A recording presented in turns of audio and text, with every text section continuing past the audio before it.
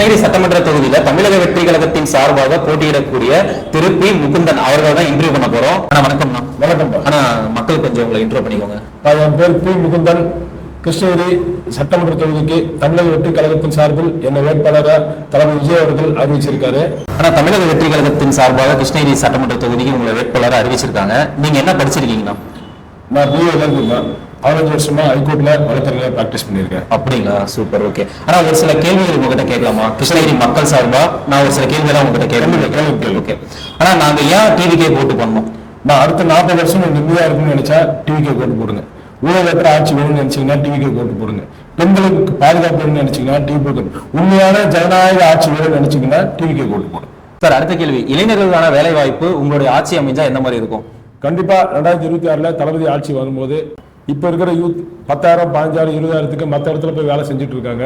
ஆனா தளபதி ஆட்சிக்கு வரும்போது கண்டிப்பா இளைஞர்கள் அனைவரும் அவங்களுடைய சிந்தனைக்கு ஏற்ப அவங்க சொந்த தொழில் தொடங்கி அவங்க ஒரு 10-15 பேருக்கு வேலை கொடுக்குற அளவுக்கு தளபதி அவங்க வளர்த்து விடுவாருன்னு சொல்லி இந்த நேரத்தில் நான் தெரிவிச்சுக்கிறேன். சார், உங்களுக்கான அடுத்த கேள்வி, நம்ம கிருஷ்ணகிரி மாவட்டத்தில் பார்த்தீங்க அப்படின்னா காவேரிப்பட்டினம் சைடும் சரி, டேம் சைடும் சரி, பூ வந்து அதாவது மல்லிப்பூ வந்து விளைச்சல் அதிகமா இருக்கு. அதுக்கான வியாபாரம் பார்த்தீங்க அப்படின்னா லாபம் கம்மியா இருக்கு. ஸோ இதுக்கான திட்டங்கள் உங்ககிட்ட ஏதாவது இருக்குங்களா? மல்லிப்பூ லாபம் குறைஞ்சி வருதுன்னு சொல்றது தவறான விஷயம். காலையில் பறிக்கிற மல்லிப்பூ கண்டிப்பாக லாபம் இருக்குது. அது வந்து பெங்களூர் மார்க்கெட்டுக்கு அனுப்புறாங்க. சீசனுக்கு தகுந்த மாதிரி அதுக்கு உண்டான லாபம் வருது. ஆனால் ஈவினிங்கில் பறிக்கிற பூக்கு மட்டும் நம்ம ஆளுங்க விவசாயிங்க வந்து ரோட்ல வச்சு விற்கிற நிலைமை இருக்கு. அந்த ஈவினிங் பறிக்கிற பூக்கு மட்டும் நாங்கள் என்ன பண்ண போறோம்னா ஒரு சென்ட் ஃபேக்டரி ஒன்று அமைச்சு அந்த பூவெல்லாம் வந்து சென்ட் ஃபேக்டரிக்கு போய் அதில் உண்டான லாபத்தை வந்து விவசாயிகளுக்கு கண்டிப்பாக சேர்ற மாதிரி நாங்கள் ஏற்படும். அது பாசிபிளா சார்? அந்த மாதிரி சென்ட் ஃபேக்டரி தமிழ்நாட்டில் நம்ம கிருஷ்ணகிரியில் கொண்டு வருது 2026 தளபதி ஆட்சிக்கு வந்த இம்பாசிபிள்ன்ற வார்த்தையே கிடையாது. சார், உங்களுக்கான அடுத்த கேள்வி, நம்ம கிருஷ்ணகிரியில் மட்டும் இல்ல தமிழ்நாட்டிலே நெல் கொள்முதல்ல நிறைய பிரச்சனை இருக்கு விவசாயிகளுக்கு. அதை பத்தி நீங்க என்ன சொல்ல வரீங்க? கண்டிப்பா இன்னைக்கு பாத்தீங்கன்னா விவசாயிகள் நாத்து நட்டு நெல் அறுவடை பண்ணி நெல்லை வந்து கவர்மெண்ட்டுக்கு விற்கிறாங்களோ இல்லை பிரைவேட்ல விற்றா கூட அவங்களுக்கு 1 கிலோவுக்கு 19 ரூபா தான் கொடுக்குறாங்க. ஆமா. அது மட்டும் இல்லாமல் விவசாயிகளுக்கு நெல்லில் மூலியமா வர்றது காசு வந்து நெல் அடிக்கிறதுக்கும் நெல் விதைக்கிறதுக்கும் நெல் அறுக்கிறதுக்கும் உண்டான கூலிக்கே சரியா போகுது. அவருக்கு கையில் நிற்கிறது வந்து பார்த்தீங்கன்னா அந்த பில்லு காசு மட்டும்தான். அதுவும் மாடு அவங்களே வளர்த்தாங்கன்னா அந்த பில்லும் அவங்களுக்கே போயிடும். அதனால எத்தனையோ கிராமத்தில் இன்னைக்கும் நெல் களஞ்சியம் கிடையாது. நெல் களஞ்சியத்தை உருவாக்கி கொடுக்கணும். ரெண்டாவது வந்து தளபதி ஆட்சிக்கு வந்தால் நெல் கொள்முதல் வந்து இன்னைக்கு இருக்கிற ரேட்டை விட கண்டிப்பாக 20-30% ரேட் ஏற்றி கொடுப்பாருன்னு சொல்லி நான் தெரிவிச்சுக்கிறேன். அது மட்டும் இல்லாமல் ஒரு டிஸ்ட்ரிக்ட்லையும் சரி எங்கள் தொகுதி பற்றி நான் சொல்கிறேன். ஒரு இடத்துலையுமே எங்கெங்கெல்லாம் நெல் அதிகமாக விளையுதுன்னு பார்த்து அதுக்கு ஒரு சர்வே எடுத்து அதுக்குண்டான குடோன் அதுக்கு கவர்மெண்ட்டே கட்டி கொடுத்து அந்த நெல்லை சேஃப்டி பண்ணுறதுக்கான குடோன் வந்து பார்த்தீங்கன்னா 4 பக்கம் கரெக்டாக செவர்கள் போட்டு கரெக்டாக மூடி வச்சு இப்போ இருக்கிற குடோன் மாதிரி இல்லாமல் நல்ல காத்தோட்டம் வருது. அது பராமரிக்கிறதுக்கு ஒரு செக்யூரிட்டி சர்வீஸ் கூட போட்டு நாங்கள் அதை ஃபாலோ பண்ணலான்னு இருக்கிறோம். சார், உங்களுக்கு அடுத்த கேள்வி, மாங்கனி நகரமும் கிருஷ்ணகிரின்றாங்க. பட் ஆனால் மாங்காய் விளைச்சலும் சரி இல்லை விலையும் சரி லாஸ்ட் வருஷம் வந்து ரொம்பவே டவுனாக இருந்துச்சு. அதை பற்றி நீங்கள் என்ன சொல்கிறீங்க? அதை பற்றி சொல்லணும்னா பார்த்தீங்கன்னா மாங்காய் வந்து நம்ம ஊரில் கிருஷ்ணகிரி டிஸ்ட்ரிக்டில் தான் ரொம்ப அதிகமான. ஆமாம் இல்லைங்களா? அதில் வந்து 2 வகையான ஃப்ரூட்ஸ் இருக்குது. ஒன்று வந்து பார்த்தீங்கன்னா டேபிள் ஃப்ரூட், அதாவது நம்ம சாப்பிட்றது. ஓகே. இதில் பார்த்தீங்கன்னா மல்கோவா இந்த மாதிரி பெரிய வெரைட்டி வருது இல்லைங்களா? இம்மா பசந்த் இதெல்லாம் வந்து நம்ம சாப்பிட்ற ஃப்ரூட். அதுக்கு உண்டான விலை வந்து எப்பவுமே குறையிறது, அது கிடைச்சிருது. அது மட்டும் இல்லாமல் ஜூஸ் ஃபேக்ட்ரிக்கு அனுப்புகிற ஃப்ரூட்ஸ் வெரைட்டி கொஞ்சம் இருக்குது. இந்த பெங்களூரு அதெல்லாம் வெரைட்டிலாம் இருக்குது.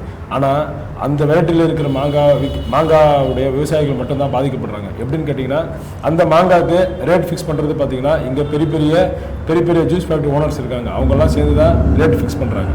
இப்போ நாங்கள் ஆட்சிக்கு வந்தால் கண்டிப்பாக அந்த மாங்காய்க்கு ரேட் ஃபிக்ஸ் பண்ணுறது வந்து கவர்மெண்ட்டே ஒரு ரேட் விவசாயிகளுக்கு லாபம் வர மாதிரி ஒரு ரேட் ஃபிக்ஸ் பண்ணி கொடுக்கறதுக்கு ஆன ஏற்பாடுகள் கண்டிப்பாக தளபதி ஆட்சியில் செய்யப்படும். சார், உங்களுக்கான அடுத்த கேள்வி, வீட்டுமனை பட்டா வாங்குறதா இருக்கட்டும் இல்லை பிறப்பு சான்றிதழ், இறப்பு சான்றிதழ், ஜாதி சான்றிதழ் வாங்குறதா இருந்தாலும் மக்களுக்கு வந்து கொஞ்சம் கஷ்டமா இருக்குது. எப்படி நீங்கள் எளிமையாக்குவீங்க? இப்போ பார்த்தீங்கன்னா 5 பஞ்சாயத்துக்கு ஒரு இடத்துல வந்து இலவச சட்ட மையம் அமைக்கணும்னு சொல்லி தளபதி சொல்லியிருக்காரு. ஓகே. அந்த இலவச சட்ட மையத்தில் பார்த்தீங்கன்னா ஒரு வழக்கறிஞர் காலையிலேருந்து சாயந்தரம் வரைக்கும் கோர்ட்டு நேரத்தை போக மீதி நேரத்தில் அங்கே தான் இருப்பார். அதனால் அந்த 5 பஞ்சாயத்தில் உள்ள ஆட்கள் யாராக இருந்தாலும் சரி, அந்த பட்டா பிரச்சனையாக இருந்தாலும் சரி, இறப்பு சான்று, வாரிசு சான்று, மற்றபடி வேறு எந்த பிரச்சனையாக இருந்தாலும் சரி அந்த வழக்கறிஞர் அணுகி கரெக்டான வழியில் இந்த பிரச்சனைக்கு இவங்களுக்கு தான் மனு கொடுக்கணும். அந்த மனு பரிசீலனை பண்ண முடியலன்னா அதுக்கு அடுத்த கட்ட நடவடிக்கை என்ன பண்ணணுன்றதை ஃபாலோ பண்ணுறதுக்காக நாங்கள் 5 பஞ்சாயத்து ஒரு இடத்துல இலவச சட்ட மையம் வச்சிருக்கோம். அப்போ அந்த இலவச சட்ட மையம் 5 பஞ்சாயத்து ஒரு இடத்துல வைக்கிறதுனால இந்த ஒரு பிரச்சனை வந்து சுமூகமாக முடியும். கண்டிப்பாக சால்வ் ஆகும். ஏன்னு கேட்டால் மக்களுக்கு எல்லாருமே வந்து டைரெக்டாக போய் கவர்மெண்ட்டை போய் அணுகிறதால கவர்மெண்ட் இருக்கிற தீர்வு தெரியறதில்ல. இந்த மாதிரி ஒரு சட்ட மையம் இருக்கிறதால வழக்கறிஞர் மூலியமாக போகும்போது அந்த சட்ட ரீதியாக அதை எப்படி வாங்கலான்றதை ஈஸியாக தெரிஞ்சுக்கலாம். இவங்க போய் அங்கங்கே அலைச்சல் பட தேவையில்ல, இன்னும் சீக்கிரம் வந்துடும். அது மட்டும் இல்லாமல் தளபதி ஆட்சிக்கு வந்தால் கண்டிப்பாக கவர்மெண்ட்லேயே வேலை ஸ்பீடாக நடக்கும். இருந்தாலும் இந்த இலவச சட்ட மையம் அப்படின்றத நாங்கள் செயல்படுத்துகிறோம். அப்போ தான் வந்து மக்களுக்கு சட்டத்தில் இருக்கிற விழிப்புணர்வு ஏற்படும்ன்றது எங்களோட நம்பிக்கை. உங்களுக்கான அடுத்த கேள்வி, நம்ம கிருஷ்ணகிரி மாவட்டத்தில் இப்போ வரைக்குமே பார்த்தீங்க அப்படின்னா நிறைய ஓட்டு வீடு வந்து காணப்படுது. ஸோ இதை பற்றி நீங்கள் என்ன நினைக்கிறீங்க? கண்டிப்பாக 40 வருஷம் பெரிய பெரிய கட்சி 2 பக்கம் ஆண்டு தீர்த்துட்டாங்க. 40 வருஷம் இந்த மாதிரி கட்சிகள் ஆண்டு கூட இன்னுமே ஓட்டு வீடு இருக்குதுன்னு சொன்னால் அது நம்மளுக்கு கேவலம் தான். ஆனால் தளபதி இயக்கத்தில் இருக்கும்போதே 10 வருஷத்துக்கு 15 வருஷத்துக்கு முன்னாடியே பார்த்தீங்கன்னா ஓட்டு வீடுகள் எத்தனையோ ஓட்டு வீடு எல்லாம் மோல்டி வீடாக மாற்றி இலவசமாக கட்டி கொடுத்துருக்காரு.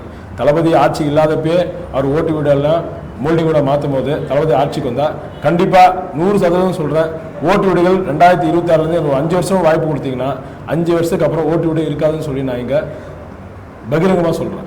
சார் உங்களுக்கான அடுத்த கேள்வி, நம்ம கிருஷ்ணகிரி மாவட்டத்தில் பெரிய பெரிய கம்பெனி இல்லை அப்படின்னாலும் இந்த ரோட் சைடில் இருக்கிற வியாபாரிகள் அதிகம். ஸோ அவங்களுக்கான உங்களோட திட்டம் என்னவா இருக்கும்? கண்டிப்பாக ரோட் சைடு வியாபாரம்னு பார்த்தீங்கன்னா மெயினாக வந்து பார்த்தீங்கன்னா பூக்கடையும் காய்கறி கடை பழக்கடை மட்டும்தான். இது 3க்குமே வந்து நம்ம கரெக்டான இடம் கிடையாது. அதனால பூ மார்க்கெட் அப்படின்னு வச்சுக்கும் போது ஒசூர்லாம் எப்படி பூ மார்க்கெட் தனியாக பூக்குன்னு ஒரு மார்க்கெட் இருக்கோ அதே மாதிரி கிருஷ்ணகிரியில் ஒரு சென்டர் பாயிண்ட்ல பூக்குன்னு சொல்லி ஒரு மார்க்கெட் வச்சு அந்த பூ வியாபாரிகள்லாம் கம்மியான வாடகையில் அவங்களுக்குன்னு கடைகள் அலாட் பண்ணி அவங்களும் லாபம் சம்பாதிக்கிற அளவுக்கு நாங்கள் ஏற்பாடு பண்ணி கொடுக்குறோம். Okay sir. அடுத்தது பார்த்தீங்கன்னா காய்கறி மார்க்கெட்டு இப்போ சந்தைப்பட்டில் பார்த்தீங்கன்னா காய்கறி மார்க்கெட்டுக்கு ஒரு 20 கடை கட்டி வாடகை கொடுறேன்னு சொல்லி கட்டியிருக்காங்க. டெண்டர் விட்டு கட்டி கொடுத்துருக்காங்க. ஆனால் இது வரைக்கும் அந்த டெண்டரில் இந்த கடை அலாட்மெண்ட்டுக்கு அவங்க ஊழல் அதிகமாக இருக்குது. அதனால வந்து யாருமே அந்த காய்கறி கடைக்காரங்க அந்த கடை எடுக்கவே இல்லை. ஆனால் அதை நாங்கள் ஆட்சிக்கு வந்த பின்னாடி அதை சீர்படுத்தி மிக குறைந்த வாடகையில் ஒரு காய்கறி வியாபாரிகளும் அந்த கடையை எடுத்து வியாபாரம் செஞ்சு அவங்க லாபம் சம்பாதிக்கிற அளவுக்கு நாங்கள் எங்கள் ஆட்சிக்கு வந்தால் கண்டிப்பாக செஞ்சு கொடுப்போம். சார் உங்களுக்கான அடுத்த கேள்வி, மீனவர்களுக்கான திட்டம் உங்களுடைய ஆட்சியில் என்ன மாதிரி இருக்கும்? கண்டிப்பாக மீனவர்களுக்கான திட்டம் என்னன்னு கேட்டிங்கன்னா ஊழலற்ற டெண்டர் அதை உறுதி பண்ணி கொடுக்குறோம் ஒன்று. அடுத்தது மீன் மார்க்கெட்டில் பார்த்தீங்கன்னா மீன் மார்க்கெட்டில் அவங்களுக்கு தேவையான தண்ணி வசதி கிடையாது. அதே மாதிரி அவங்களுக்கு க்ளீன் பண்ணுற பொருட்களை எடுத்து தனியாக கொடுக்கறதுக்கு துப்புரவாளர்கள் யாரும் சப்போர்ட் பண்ணுறதில்ல. அது மட்டும் சாக்கடை பிரச்சனை இருக்குது. அந்த இடத்துல சாக்கடை பிரச்சனையை கிளியர் பண்ணி கொடுக்கணும். சார் அடுத்த கொஸ்டின், இந்த கொஸ்டின் எல்லாருமே தெரிஞ்சிருக்கும். நம்ம நிறைய வீடியோஸில் பார்த்துருப்போம், நிறைய ஏரியாவில் வந்து ரோடு இஷ்யூ இருக்குன்னு சொல்கிறாங்க. ஸோ நீங்கள் என்ன சொல்லுவீங்க அதை பற்றி? கண்டிப்பாக ரோடு இஷ்யூன்றது கிருஷ்ணகிரி தொகுதியில் ரொம்ப இருக்குது. வில்லேஜஸ்லையும் பார்த்தீங்கன்னா ரோடு போடுறதில்ல. ரோடில் வந்து ரோடோட அகலம் பார்த்தீங்கன்னா ரொம்ப கம்மி, வெறும் 6 மீட்டருக்கு ரோடு போடுறாங்க. அதே மாதிரி பார்த்தீங்கன்னா டவுன் எடுத்துக்கிட்டிங்கன்னா போன ஆட்சியில் இருந்தவங்க வந்து பார்த்தீங்கன்னா 7.5 மீட்டர் ரோடு போட்டிருக்காங்க. ஆனால் இதுக்கப்புறம் வந்து ஆட்சியில் பார்த்தீங்கன்னா வெறும் 6 மீட்டர் ரோடு போட்டிருக்காங்க. அவங்க நினைச்சதே ரோடு போடுறாங்க. ஆனால் எந்த இடத்துலையுமே தரமான ரோடு கிடையாது. அவங்க டெண்டரில் வாங்குற அளவு ரோடு வந்து எங்கேயுமே போட கிடையாது. எம்எம்லேருந்து எல்லாமே வந்து குறையுது. ஆனால் எங்களோட ஆட்சியில் வந்தால் நாங்கள் எந்த அளவுக்கு ரோடு போடுறோம், எவ்வளோ அளவு ரோடு போடுறோம், எவ்வளோ திக்னஸில் ரோடு போடுறோன்றத கண்டிப்பாக அந்த ரோடு முடிகிற இடத்துல நாங்கள் ஒரு போர்டு வச்சு அதை டிஸ்பிளே பண்ண போகிறோம். அதில் ஏதாவது குறைபாடு இருந்தால் கண்டிப்பாக மக்கள் எங்களை நேரடியாக அணுகி எங்களை கேட்கலாம். சார் நம்ம கிருஷ்ணகிரியில் பாதாள சாக்கடை எல்லாமே எல்லா இடத்துலையும் நல்லா கிளியர் பண்ணிட்டாங்க அப்படின்ற மாதிரி நியூஸ் கேள்விப்படுறோம். அதை நீங்கள் எப்படி பார்க்குறீங்க? தெரியல, அது உங்களுக்கு மட்டும் தான் சொல்லியிருப்பாங்க போல இருக்கு. அந்த மாதிரி எந்த நியூஸ் எதுவும் கிடையாது. பாதாள சாக்கடை பார்த்தீங்கன்னா நம்மளுக்கு அங்கே பாதாள சாக்கடையில் போட்டிருக்கிற பைப் பார்த்தீங்கன்னா வெறும் கரெக்டாக ஒரு அடி பைப் தான் போட்டிருக்கிறாங்க. ஆனால் கிருஷ்ணகிரியில் இருக்கிற வீடு மதிப்புகளுக்கெல்லாம் பார்த்தீங்கன்னா கண்டிப்பாக 1 மீட்டர் அகலமான பைப் வந்து போட்டிருக்கோம். 1 மீட்டர் டயமீட்டர் இருந்த பைப் போட்டால் மட்டும்தான் எல்லாம் பாதாள சாக்கடையில் இருக்கிற கலீஜ் எல்லாமே வந்து கரெக்டாக வெளியேறும். ஆனால் எங்கேயுமே வந்து பார்த்தீங்கன்னா எல்லாமே சின்ன சின்ன பைப் போட்டிருக்கிறாங்க. போட்டு இப்போ வரைக்கும் ஒரு 3 வருஷம் 4 வருஷம் தான் ஆகுது. இப்போயே எல்லா இடத்துல அடைப்பு ஏகப்பட்ட பிரச்சனை இருக்குது. கண்டிப்பாக சொல்கிறேன், அதுவும் பாதாள சாக்கடை வந்து கிருஷ்ணகிரி டவுனில் எல்லா இடத்துலையும் போடல. ரொம்ப இடத்துல நான் சொல்கிறது கிருஷ்ணகிரி டவுனில் எடுத்துக்கிட்டால் வெறும் 30% இடத்துல மட்டும் தான் பாதாள சாக்கடை போட்டிருக்காங்க. மற்ற இடத்துல எல்லாம் பார்த்தீங்கன்னா பழையப்பேட்டை ஆகட்டும், சந்தைப்பேட்டை ஆகட்டும், புதுப்பேட்டை ஆகட்டும், மிளகாக்கார தேர்வு ஆகட்டும், அதே மாதிரி இந்த பக்கம் ராசி வீதி ஆகட்டும், இங்கெல்லாம் பாதாள சாக்கடை எதுவுமே போடலை. சரி, அப்படி பாதாள சாக்கடை போட்டிருக்கிற இடத்துல டிச்சு வேஸ்டா இருக்கு இல்லைங்களா, அதை நீங்க எந்த மாதிரி மாத்துவீங்க? கண்டிப்பா அது பாத்தீங்கன்னா இந்த ஆட்சியில பாதாள சாக்கடைன்னு சொல்லிட்டு ஒரு டெண்டர் போட்டு எடுத்தாங்க. இதுக்கு முன்னாடி வந்து கடகால் கட்டி டிச்சு போட்டிருந்தாங்க. அட்லீஸ்ட் அந்த கடகால போட்ட டிச்சை கரெக்டா தூர் வரணுங்கன்னா அட்லீஸ்ட் மழைநீர் வந்து ரோட்ல வர மழைநீர் வந்து அந்த டிச்சு வழியா வந்துச்சுன்னா அந்த டிச்சில இருந்து கரெக்டா ஏரிக்கு போகும். அப்ப என்ன மழைநீர் சேகரிப்பு இயற்கை வளங்களை நம்ம காப்பாற்றுற மாதிரி இருக்கும். அந்த கடகால கூட இது வரைக்கும் அந்த டிச்சு கடகால கூட இது வரைக்கும் யாருமே வந்து தூர் வரவே இல்லை. ஓகே சார், ஏரினோட எனக்கு ஒரு ஞாபகம் வருது. நம்ம புது பஸ் ஸ்டாண்டுக்கு பக்கத்துல ஒரு ஏரி இருக்கு பாத்தீங்களா, அதை தூர் வாரிட்டு ஏதோ பார்க் வரும் அப்படின்ற மாதிரி சொல்லியிருந்தாங்க. அது சொன்னாங்க 2.25 3 கோடி ரூபாய் ஒதுக்குனாங்க. ஆனா இது வரைக்கும் எந்த செயல்பாடும் கிடையாது. நீங்க வந்து அதை திருப்பியும் ஏதாவது ரெனோவேஷன் பண்றதுக்கு ட்ரை பண்ணுவீங்க? நாங்க வந்து நான் சொல்ற ஒரு விஷயம், இந்த கடகால் சாக்கடை இருக்கு இல்லைங்களா, அந்த கடகால் சாக்கடை தூர்வாரி ரோடில் சேகரிக்கப்படுகிற மழைநீர் எல்லாமே அந்த கடகால் வழியா வந்து கரெக்டா ஏரிக்கு போற ஜங்ஷன் பாயிண்ட், ஏரிக்கு போறதுக்கான ஜங்ஷனை உருவாக்கி கொடுத்து அந்த மழைநீரை கண்டிப்பா சேகரிப்போம். First point. ரெண்டாவது பாயிண்ட், ஏரிகள் எல்லாத்துலயும் வந்து ரீசைக்ளிங் ப்ராஜெக்ட், அந்த சாக்கடை தண்ணி கலந்து இருந்தால் அது நல்ல தண்ணி ஆக்கிறதுக்கான ரீசைக்ளிங் ப்ராஜெக்ட் பண்ணி அந்த தண்ணியை சுத்தப்படுத்தி அந்த பூங்காவாகவும் மக்கள் வந்து வாக்கிங் போகிறதுக்கான பர்பஸ்க்காகவும் குழந்தைகளுக்கான சின்ன பூங்காவும் அங்கே ஏற்படுத்தி கொடுக்கறதுக்காக கண்டிப்பாக முயற்சி பண்ணுறதுல கண்டிப்பாக செஞ்சு கொடுக்குறோம். சார், நம்ம கிருஷ்ணகிரி மாவட்டத்தில் பார்த்தீங்க அப்படின்னா 2 வயசு குழந்தைய கூட விட்டு வைக்கல. ஸோ பெண்கள் பாதுகாப்பை கிருஷ்ணகிரி மாவட்டத்தில் நீங்கள் எப்படி உறுதிப்படுத்துவீங்க? பெண்கள் பாதுகாப்புன்றது கிருஷ்ணகிரி மாவட்டத்தில் மட்டும் இல்லை, என்டையர் தமிழ்நாட்டிலுமே அது பெரிய ப்ராப்ளமாக இருக்குது. அது மட்டும் இல்லாமல் பெண்களுக்கான உரிமையை கொடுக்குறன்ற இடத்துல நம்ம உரிமை கொடுக்கறதில்ல, அவங்களுக்கு பாதுகாப்பும் கொடுக்கறதில்ல. கடந்த ஆட்சியில் பார்த்தீங்கன்னா நடந்த நியூஸ் பேப்பர் ரெகுலராக பார்க்கலாம். இங்கே 2 வயசு குழந்தைக்கு மட்டும் இல்லை, 80 வயசு பாட்டிக்கும் இங்கே பாதுகாப்பு கிடையாது. அதனால தளபதி ஆட்சிக்கு வரும்போது கண்டிப்பாக தளபதி பெண்களுக்கான வாக்குறுதி கொடுத்துருக்காரு. அதில் எஸ்ஓபி சிஸ்டம் கொடுத்துருக்காரு. அந்த சிஸ்டத்தில் பார்த்தீங்கன்னா கண்டிப்பாக எங்கேயாவது ஒரு இடத்துல பெண்களுக்கு ஏதாவது ஒரு ப்ராப்ளம் சொன்னவங்க பார்த்தீங்கன்னா அந்த எமர்ஜென்சி பட்டன் தட்டினா அந்த பேனிக் பட்டன் ஏதோ சொன்னாங்க. அந்த பேனிக் பட்டன் வந்து நீங்கள் ஃபோனில் இருக்கும், அதை நீங்கள் ப்ரெஸ் பண்ணால் போதும். எங்கள் தலைமைக்கு அந்த நியூஸ் போய் அந்த தலைமையிலேருந்து அந்த இப்போ எப்படி நீங்கள் 108க்கு ஃபோன் பண்ணால் எப்படி வந்து உங்களை வந்து கரெக்டாக வந்து பிக்கப் பண்ணிட்டு போவாங்க. ஸ்மார்ட் சிஸ்டம் மூலமா நீங்கள் அவங்களை கண்காணிச்சுட்டு அவங்களை பாதுகாப்பீங்க. கண்டிப்பாக எங்கள் நிர்வாகி போய் அந்த இடத்துல போய் அவங்க என்ன பிரச்சனை பார்ப்பாங்க.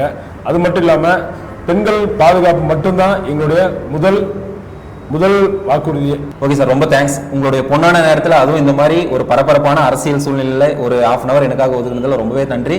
So all the best sir. 2026 சந்திப்போம். தேங்க்யூ. அடுத்த 40 வருஷம் சிரிச்சுக்கிட்டு நிம்மதியாக இருக்குன்னு நினைச்சீங்கன்னா தளபதிக்கு ஓட்டு போடுங்க. ஓகே சார், நன்றி.